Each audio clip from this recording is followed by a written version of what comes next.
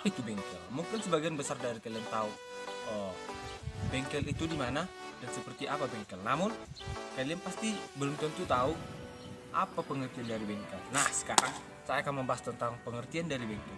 Apa itu bengkel? Dan bengkel itu berasal dari mana?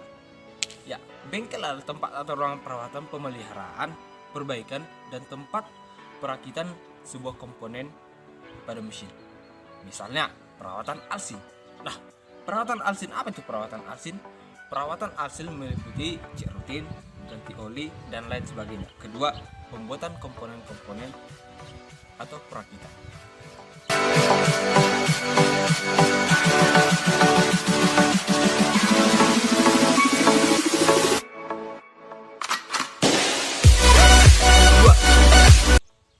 Dua. Standar manajemen bengkel dalam dunia pendidikan. Yang pertama, perencanaan bengkel. Perencanaan bengkel ialah sejumlah kegiatan yang sudah ditentukan sebelumnya untuk dilaksanakan pada periode tertentu dalam rangka tertentu untuk mencapai tujuan yang telah ditetapkan atau ditujukan. B atau 2, sarana dan prasarana bengkel. Ini adalah standar paling minimal dalam sebuah bengkel untuk menciptakan sebuah bengkel yang mencakup 1. Ruang praktik. Kedua, standar sarana dan kerja mesin otomotif. Ketiga, standar sarana area kerja pada kelistrikan. 4. Standar sarana pada area pemindahan sasis atau pemindah tenaga. 5. Standar ruang praktik program keahlian mekanik. 3. Pengorganisasian bengkel. Penentuan sumber daya dan kegiatan yang dibutuhkan untuk mencapai tujuan organisasi atau pengorganisasian, inilah yang menentukan untuk melaksanakan tugas tertentu. 4. Pelaksanaan bengkel. Tentu saja pelaksanaan bengkel juga sangat penting dalam memanajemen bengkel. Ya kan? Dalam dunia pendidikan, sarannya dimasukkan untuk memperlancar proses pembelajaran. Misalnya, tidak mungkin dong praktek terus, apalagi terutama dalam SMK. Otomatis pengetahuan mereka tidak tambah, lagi skill pasti sangat berkurang. 5. Standar pengelolaan bengkel yang mencakup masalah-masalah yang sifatnya rutin dan detail, contohnya kebersihan, ketertiban, dan keselamatan kerja, dan juga memperhatikan masalah-masalah yang penting. Pengadaan fasilitas bengkel juga sangat dibutuhkan termasuk standar bahan. 6. Pengelolaan fasilitas ada 2. Pengelolaan fasilitas itu terbagi menjadi 2. Yang satu fasilitas ruang dan kedua fasilitas peralatan. Pertama, fasilitas ruang yang harus diperhatikan dalam fasilitas ruangnya itu pertama berpedoman kepada perencanaan, kedua pemanfaatan semaksimal mungkin, 3 udara dan limbah. Kita harus menyediakan tempat khusus terutama pada limbah. Tidak mungkin kan limbah dari satu pembuatan itu asal kita buang pertama itu merusak lingkungan pasti. Yang kedua, fasilitas peralatan yang mencakup informasi tentang kebutuhan peralatan, inventaris, sistem peminjaman, penggolongan peralatan, layout adanya atau itu yang disebut sering dengan adanya satu perencanaan.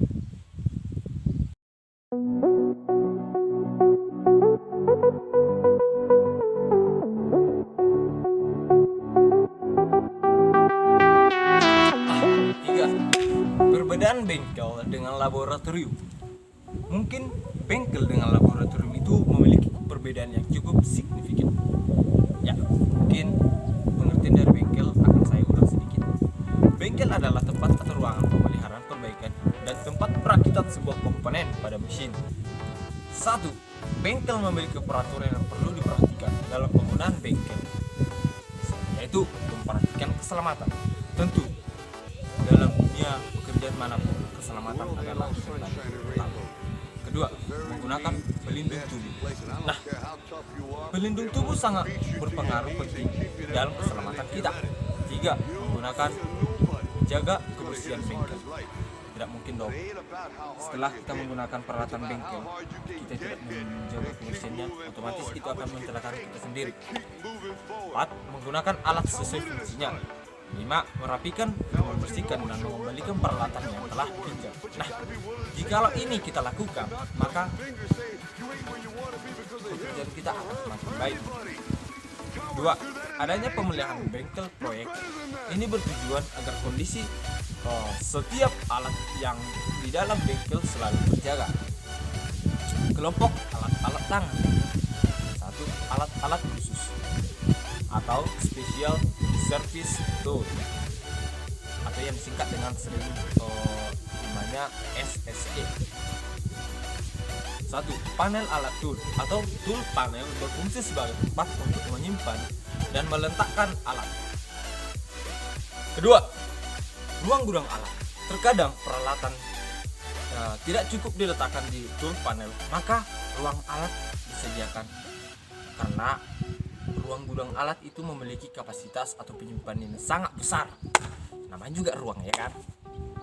Ketiga, kit alat-alat. 2. Rambu-rambu pemeliharaan peralatan, yaitu pertama, pemeliharaan peralatan sangat erat kaitannya dengan masalah pemakaian, perbaikan, dan penyimpanan. Rambu-rambu pemeliharaan peralatan sebagai berikut. Pertama, peralatan percobaan disimpan menurut jenisnya. Kedua, peralatan yang memerlukan perlindungan dengan lapisan cat selalu diperiksa. Barang yang dilapisi dengan cat itu harus selalu diperiksa untuk menjaga apakah berkarat atau tidak. 3. Selanjutnya, peralatan yang mempersyaratkan kondisi kering harus selalu diperiksa. Nah, jikalau peralatan itu memang sudah dikhususkan atau tidak boleh basah, kita harus menjaga kelembabannya. Kita harus tetap menjaganya untuk supaya kering, menjauhkan dari kelembaban yang ada. Selanjutnya, peralatan yang terbuat dari logam, kayu, plastik yang relatif panjang disimpan dalam kondisi terletak untuk menghindari perlentungan yang tetap atau yang bersifat permanen.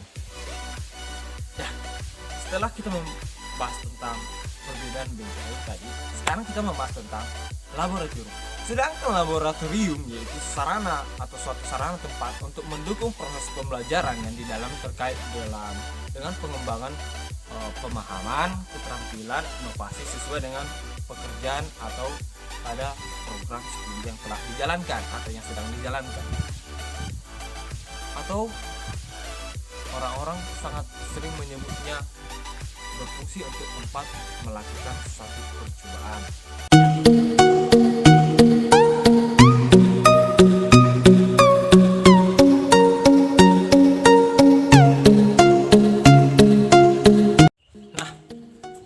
Contoh dari laboratorium: pertama, workshop; kedua, studio, dan lain-lain laboratorium, ya kan?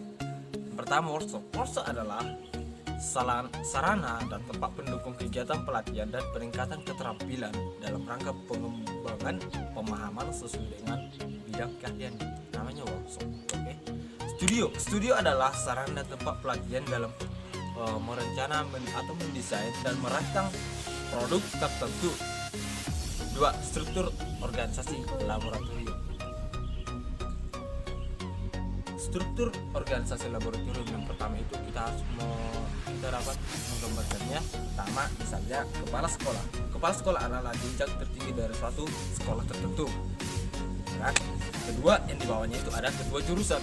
Ketua jurusan memiliki bawahannya itu teknisi atau labran. Hai, sosok. Pengelolaan pembelajaran laboratorium terdiri dari 3 macam, yaitu yang pertama, perencanaan program pembelajaran praktikum. Kedua, perencanaan penyusun jadwal penggunaan lab atau laboratorium. 3. Pengadaan bahan ini instruksional dan pendukung.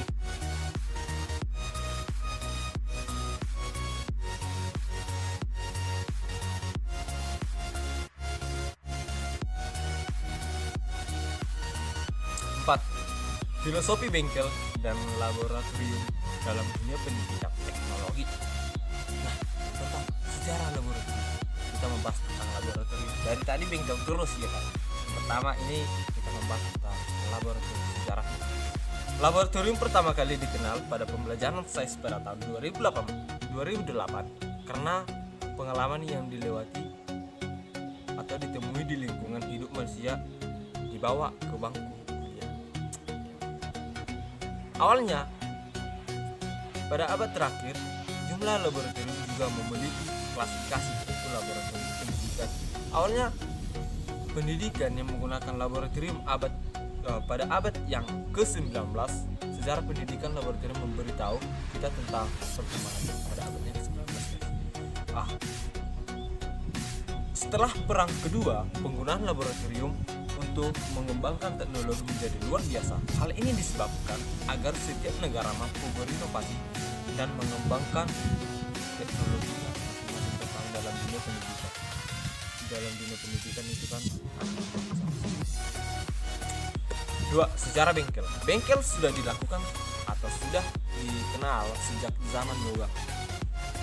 Pertama, bengkel itu ada pada, kalau tidak salah itu pada zaman Nuh atau zaman Perunggu.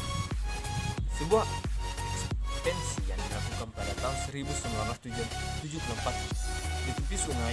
Bengkel sangat berpengaruh dalam pendidikan, terutama pendidikan teknologi. Karena apa? Ya, karena bengkel berfungsi untuk mengembangkan kemampuan skill, terutama dalam memajukan teknologi. Pada sekian dari penjelasan dari saya ucapkan terima kasih. Arigatou gozaimasu.